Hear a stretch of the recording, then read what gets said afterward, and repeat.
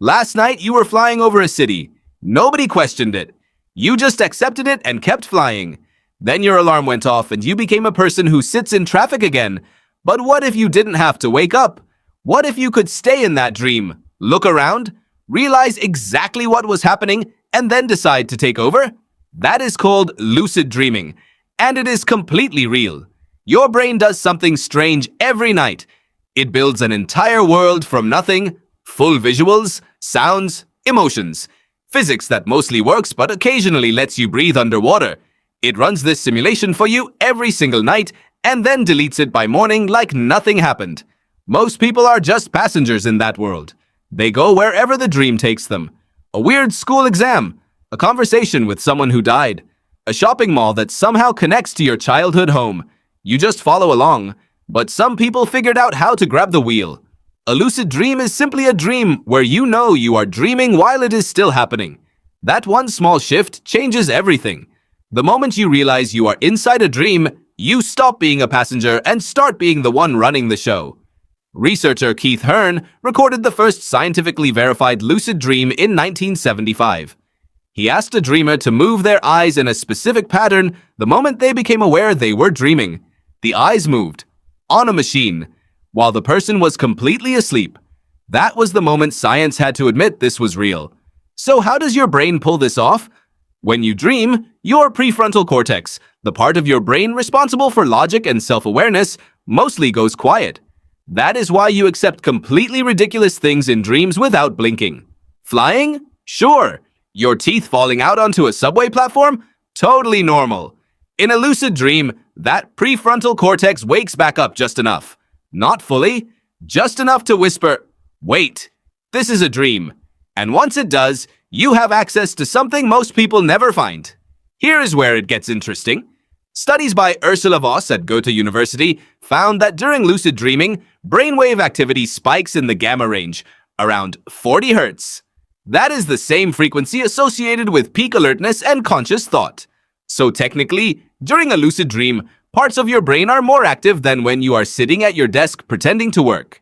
Now, what can you actually do inside one? Fly? Obviously, everyone tries that first. But beyond the obvious, people report being able to have full conversations with dream characters, revisit memories, rehearse real-life skills, and even solve problems. A study published in the International Journal of Dream Research found that athletes who practiced their sport inside lucid dreams showed measurable improvement in real-world performance. Your brain does not fully know the difference between doing something and vividly imagining doing it, which explains a lot about why you still cringe at embarrassing things you did in 2009. So how do you actually do it?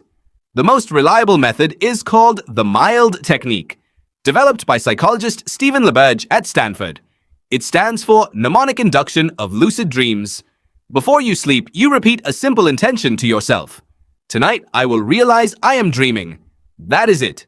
You are essentially giving your brain a memo to file for later. The second method is reality testing. During the day, you stop and ask yourself, am I dreaming right now?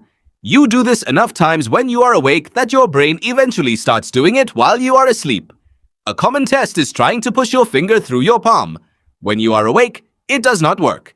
In a dream, it does. And the moment it does, you will know exactly where you are. The third method is waking up after 5 or 6 hours of sleep, staying awake for 20 minutes, then going back to sleep. This pushes you into REM sleep faster, which is when dreams happen. It is extremely effective and also extremely annoying if you share a bed with someone. There is one thing worth knowing before you get too excited. Lucid dreaming takes practice. Most beginners manage it once, freak out, and wake themselves up immediately. Your first instinct when you realize you are dreaming is panic, not power.